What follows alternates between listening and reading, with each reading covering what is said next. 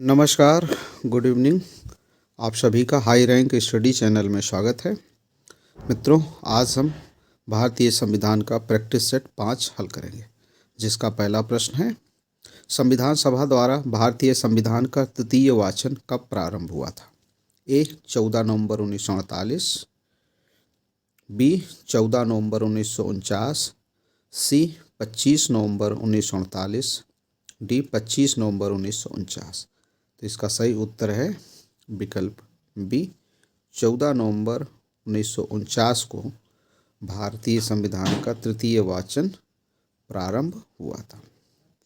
आज का हमारा दूसरा प्रश्न है, भारत का संविधान कब अंगीकृत एवं अधिनियमित हुआ था? ए 26 जनवरी 1950, बी 26 नवंबर 1949, सी 25 नवंबर 1948, डी 15 अगस्त 1947। इसका सही उत्तर है विकल्प बी, भारतीय संविधान 26 नवंबर 1949 को अंगीकृत एवं अधिनियमित हुआ था। आज का हमारा तीसरा प्रश्न है, संविधान के किस अनुच्छेद के अंतर्गत भारतीय संसद को नया राज्य बनाने का अधिकार है? ए अनुच्छेद 1, बी अनुच्छेद 2, सी अनुच्छेद 3, डी अनुच्छेद 4। इसका सही उत्तर है विकल्प बी, अनुच्छेद 2 के तहत भारतीय संसद को नया राज्य बनाने का अधिकार प्राप्त है। आज का हमारा चौथा प्रश्न है, भारत एक गणतंत्र है, इसका क्या अर्थ है? ए भारत में संसदीय शासन नहीं है, बी भारत में वंशानुगत शासन नहीं है, सी सभी मामलों में अंतिम अधिकार जनता के पास है, डी भारत राज्यों का संघ है।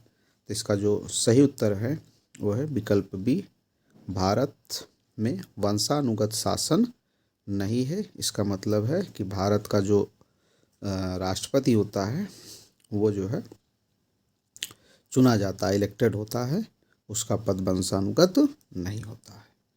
आज का हमारा पांचवा प्रश्न है, भारतीय संविधान में कल्याणकारी राज्य का उल्लेख किस उद्देश्य से किया गया है?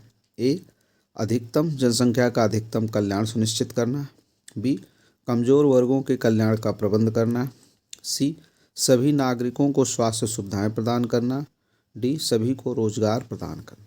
तो इसका जो सही उत्तर है वो है विकल्प ए, जो कल्याणकारी राज्य का उद्देश्य है वो है अधिकतम जनसंख्या का अधिकतम कल्याण सुनिश्चित करना। भारतीय संविधान में कल्याणकारी राज्य की अवधारणा का यही मुख्य उद्देश्य है।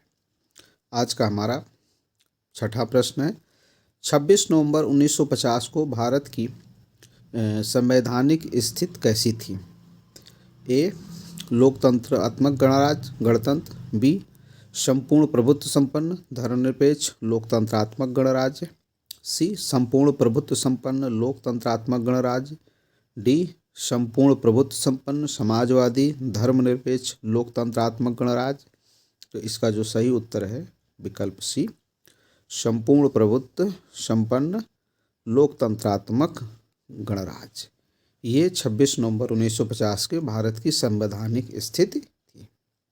आज का हमारा सातवां प्रश्न है, भारतीय संविधान में वर्णित धर्मनिरपेक्ष शब्द का सही अर्थ क्या है? ए भारत में अनेक धर्म हैं, बी सभी धर्मों को स्वतंत्रता प्राप्त है, सी धर्म अनुपालन व्यक्ति की इच्छा पर निर्भर है, डी भारत का कोई राजकीय धर्म नहीं है। इसका जो सही उत्तर है वह है विकल्प डी, भारत का कोई राजकीय धर्म नहीं है। भारत एक धर्मनिरपेक्ष राज्य है, अर्थात भारत का कोई राजकीय धर्म नहीं है। आज का हमारा आठवां प्रश्न है, निम्नलिखित में कौन सा शब्द 1975 में भारतीय संविधान की प्रस्तावना में सम्मिलित नहीं था? ए बंधुत्व, बी संप्रभु, सी समानता, डी अखंडता। तो इसका सही उत्तर है विकल्प डी, अखंडता शब्द 1976 में मिनी संविधान संशोधन द्वारा जोड़ा गया। अखंडता, पंथनिरपेक्ष और गणराज्य शब्द तीनों को जो है 1976 में 42वें संविधान संशोधन के द्वारा जोड़ा गया था। तो इसका सही उत्तर है विकल्प डी, अखंडता।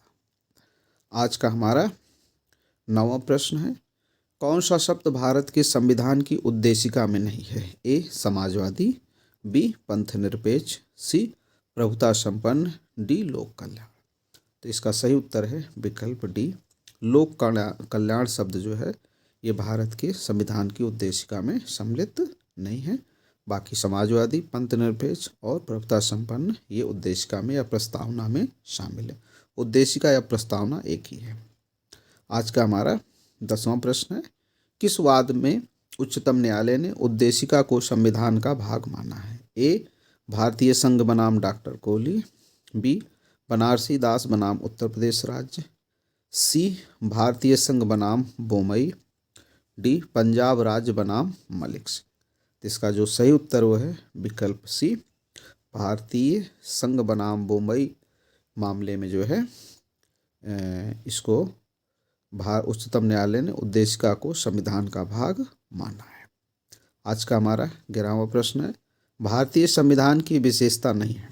ए संसदात्मक सरकार, बी अध्यक्षात्मक सरकार, सी स्वतंत्र न्यायपालिका, डी संघात्मक सरकार। तो इसका जो सही उत्तर है विकल्प बी, अध्यक्षात्मक सरकार जो है ये भारत में नहीं है, भारतीय संविधान की विशेषता नहीं है। ये विशेषता अमेरिका की है, जहाँ पे जो सर्वोच्च पद होता है वो अमेरिका के राष्ट्रपति का होता है। तो भारत में संसदात्मक शासन व्यवस्था है, स्वतंत्र न्यायपालिका भी है और संघात्मक सरकार भी है। तो इसका सही उत्तर है विकल्प बी, अध्यक्षात्मक सरकार जो है भारतीय संविधान की विशेषता नहीं है। आज का हमारा 12वां प्रश्न है, राज्य का सबसे महत्वपूर्ण तत्व कौन सा है? ए ध्वज, बी संप्रभुता, सी राजधानी, डी शासनाध्यक्ष। इसका जो सही उत्तर है वो है विकल्प बी, संप्रभुता जो है ये राज्य का सबसे महत्वपूर्ण तत्व होता है। अगर किसी राज्य को संप्रभुता नहीं प्राप्त है तो इसका मतलब वो फिर संप्रभु नहीं है, वो स्वतंत्र नहीं है। आज का हमारा 13वां प्रश्न है, भारतीय संविधान की प्रस्तावना का कौन सा सही क्रम है? ए गणतंत्र, जनवादी, धर्मनिरपेक्ष, समाजवादी, सार्वभौम, सत्ता संपन्न, बी सार्वभौम, सत्ता संपन्न, समाजवादी, जनवादी, धर्मनिरपेक्ष, गणतंत्र, सी सार्वभौम, सत्ता संपन्न, जनवादी, धर्मनिरपेक्ष, समाजवादी, गणतंत्र, डी सार्वभौम, सत्ता संपन्न, समाजवादी, धर्मनिरपेक्ष, जनवादी, गणतंत्र। इसका जो सही उत्तर है विकल्प डी, आपका ये जो है सार्वभौम, सत्ता संपन्न, समाजवादी, धर्मनिरपेक्ष, जनवादी, गणतंत्र, ये भारतीय प्रस्तावना का सही क्रम है। आज का हमारा जो है 14वां प्रश्न है, भारत को धर्मनिरपेक्ष राज्य वर्णित करता है? ए मौलिक अधिकार, बी संविधान की प्रस्तावना, सी नवीं अनुसूची, डी नीति निर्देशक तत्व। तो इसका सही उत्तर है विकल्प बी, संविधान की प्रस्तावना में ही धर्मनिरपेक्ष या पंथनिरपेक्ष शब्द को शामिल किया है 42वें संविधान संशोधन 1976 के द्वारा जो है।